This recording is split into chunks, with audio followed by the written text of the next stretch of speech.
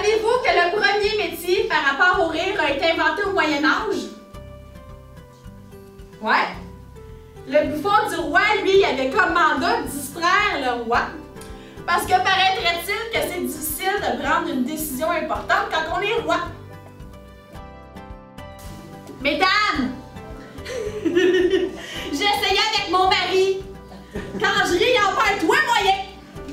Puis il me laisse tranquille pour écouter la TV. Non, c'est vrai, c'est vrai. J'ai même plus besoin de faire semblant quand je ris, ça ne tente plus. Ouais.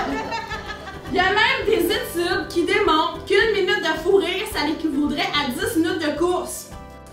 Mais des petits moments de plaisir, là, ça peut être d'être à l'hôpital avec un de ses proches, puis de déguiser les enfants, puis d'apporter ces personnes-là, les enfants à l'hôpital, puis que la personne voit les enfants costumés parce que c'est l'Halloween. Ça peut être jusque-là des moments de plaisir. Rire avec soi-même. Madame, on n'a pas le choix. On est tout de bien pas pour être mal dans notre propre compagnie, hein?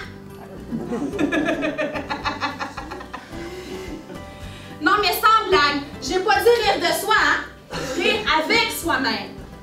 Quand on rit avec soi-même, on a l'impression, on accepte la critique plus facilement. Ça nous enlève un poids énorme ses épaules.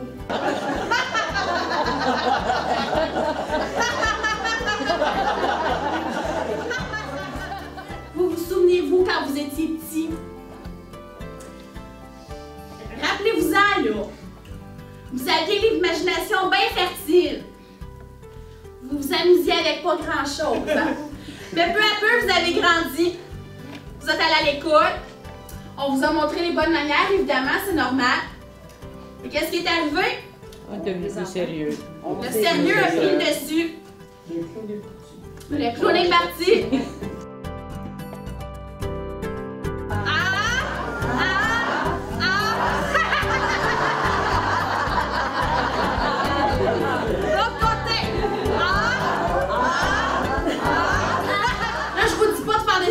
Comique, là. Non. Je vous invite juste à passer de passif à actif dans notre société. Moi, ma recette du bonheur à moi est bien simple. C'est en dénouant toutes les nœuds du passé. Tu sais, je pensais à un trigot quand je faisais ça. Parce que ma grand-mère, elle essayait de m'apprendre à tricoter, puis ça n'a jamais marché parce que je gauchère. Fait que ma recette du bonheur, je pense à un trigot quand je l'ai écrit. C'est en dénouant toutes les nœuds du passé. Puis en vivant 100% dans le présent, qu'on se tricote un avenir meilleur.